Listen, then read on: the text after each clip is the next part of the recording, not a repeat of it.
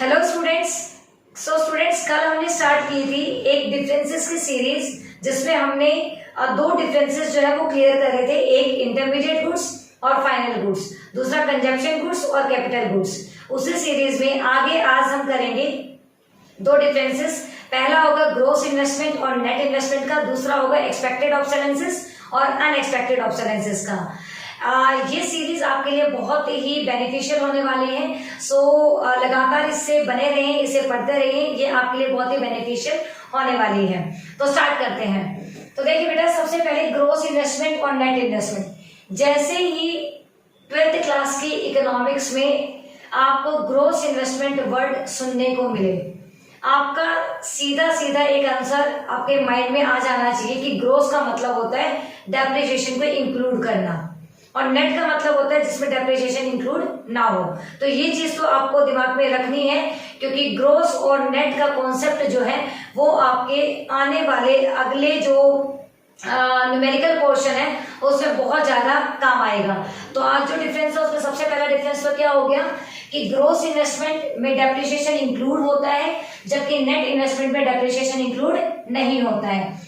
Expenditure by the producers, जो भी expenditure एक प्रोड्यूसर करता है on the purchase of new assets, नई एसेट्स पे और पुरानी एसेट्स पे किया गया खर्चा है वो ग्रोस इन्वेस्टमेंट में आता है, जबकि नेट इन्वेस्टमेंट में सिर्फ और सिर्फ प्रोड्यूसर ने जो नई एसेट्स पे खर्चा किया है वही इंक्लूड होगा। मीन्स डिफरेंस क्या बताता है?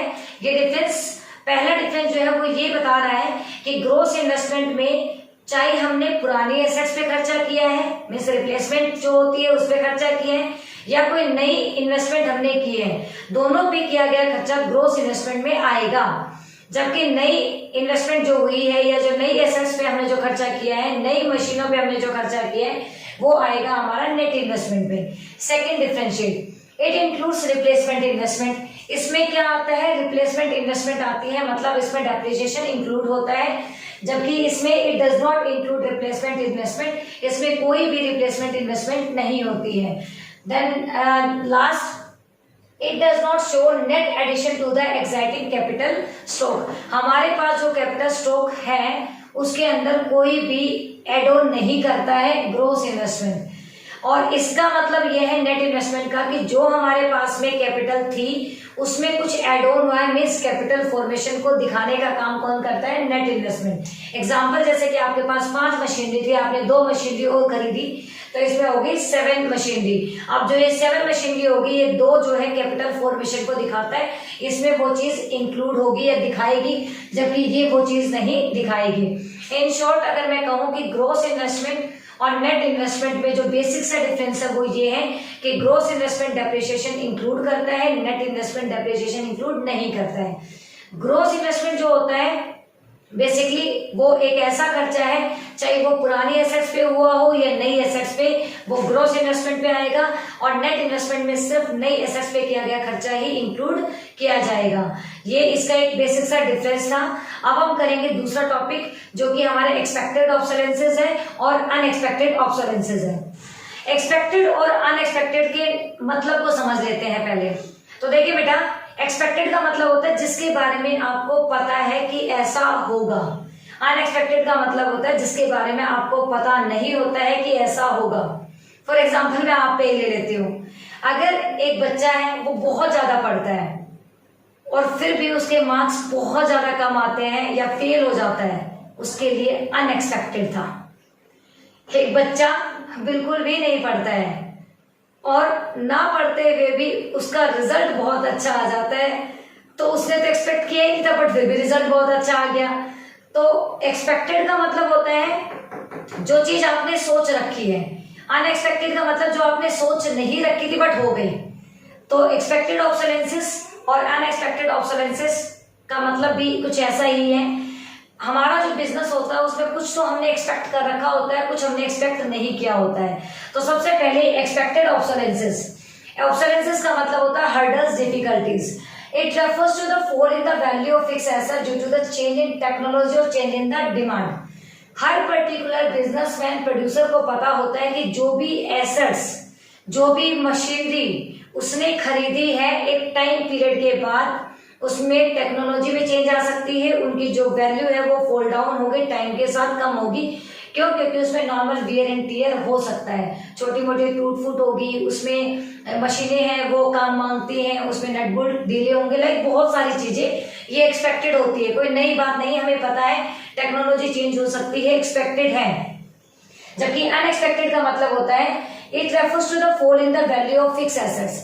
जो फिक्स एसेट्स है उनकी वैल्यू यहाँ पे भी डाउन जाएगी, यहाँ पे भी डाउन जाएगी। बट इसमें क्या होता है कि नेचुरल क्लाइमेट्स और इकोनॉमिक रिसेशन जो आ जाता है उसकी वजह से। अब नेचुरल क्लाइमेट्स आपको थोड़ी पता है कि अचानक से बाढ़ आ गई, आपको थोड़ी पता है कोई एक्सीडेंटल डैमेज हो गया, किसी ने आपकी दुकान को आग लगा दी, किसी ने आपकी गाड़ी को आग लगा दी, या फिर अचानक से भूकंप आ गया, सुनामी आ गई, अर्थक्वेक वगैरह, ये अनएक्सपेक्टेड है। इस तरीके से जब कोई नुकसान होता है वो अनएक्सपेक्टेड ऑब्सोलेंसेस है। अगर टेक्नोलॉजी चेंज हो रही है या फिर नॉर्मल वियर एंड टियर हुआ है वो एक्सपेक्टेड ऑब्सोलेंसेस है। आई थिंक पहला डिफरेंस क्लियर है। Number 2, it is a part of depreciation. Expected obsolescence किसका पार्ट है? डेप्रिसिएशन का। हमें पता है कि छोटी मोटी टूट फूट होगी normal wear and tear time के साथ, तो ये एक डेप्रिसिएशन का पार्ट है। डेप्रिसिएशन का मतलब ये होता है कि आपकी जो फिक्स एसेट्स है उसका टाइम के साथ में वैल्यू डाउन हो जाती है। It is not a part of depreciation. क्यों? क्योंकि ये डेप्रिसिएशन नहीं है, इसमें आपकी जो चीज है वो पुरानी होके, आपकी जो मशीनरी पुरानी होके नहीं खराब हुई है, ये ऑलरेडी किसी न किसी वजह से खराब हुई है, लाइक किसी नेचुरल क्लाइमेट्स वगैरह की वजह से या कोई और डिजास्टर इसके साथ हुआ है, तो ये डेप्रिसिएशन का पार्ट नहीं है। Means expected obsolescences is a part of depreciation and unexpected is not a part of depreciation. And the last one is it is managed through the depreciation reserve fund. हमारी जो business है उसमें एक depreciation reserve fund बनाया जाता है कि जैसे जैसे मशीनें टूटती हैं, फूटती हैं, खराब होती हैं या कुछ भी ऐसा होता है तो उसको हम मैनेज करते हैं डेप्रिसिएशन रिजर्व फंड से। फॉर एग्जाम्पल, आपको पता है आपके घर में कोई एक सैलरी अर्नर होता है जो पैसे कमा कर लाता है, वो सारे पैसे खर्च नहीं करता, सेविंग करता है फ्यूचर के लिए। क्यों?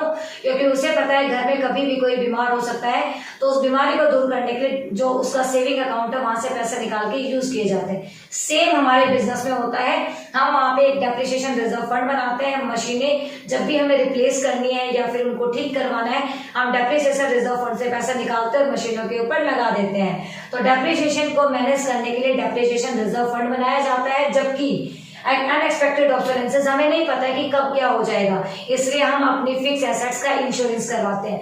कार का इंश्योरेंस होता है, बिजनेस में इंश्योरेंस होता है, बहुत सारी चीजों का इंश्योरेंस होता है। तो ये सारी चीजें क्यों? क्योंकि हमें पता है कि हम तो सही कर रहे हैं, बट पता नहीं कब कौन सी हर्डल हमारे सामने आ जाए जिसे हम कैपिटल लॉस बोलते हैं। ये डेप्रिसिएशन है तो ये क्या है? कैपिटल लॉस है। तो अनएक्सपेक्टेड ऑब्सोलेंसेस को जो मैनेज किया जाता है या फिर जो उनमें उनकी जो भरपाई की जाती है बेटा, वो होती है इंश्योरेंस से। आज हमने इसमें दो जो मतलब डिफरेंस थे वो हमने क्लियर करे हैं। आगे जो नेक्स्ट वीडियो होगी उसमें भी हम दो जो डिफरेंसेस है वो आगे क्लियर करेंगे, जैसे स्टॉक और फ्लो का हो जाएगा इस तरीके के। और एक तरीके से ये जो सीरीज है ये कंटिन्यूस रखूंगी मैं। उसके बाद मैं जो अपने चैप्टर्स मैंने जितने करवा रखे उन्हें तो मैं दोबारा से नहीं करूंगी, बट जो चैप्टर्स जहां तक मैंने छोड़े थे उसके आगे अब मैं कंटिन्यूस तरीके से आपको आपके एग्जाम तक ऐसे ही आपके साथ जुड़ी रहूंगी। तो मैं मतलब ये होप रखती हूँ कि आप भी जुड़े रहेंगे। मिलते हैं नेक्स्ट वीडियो में, तब तक के लिए टेक केयर, बाय बाय।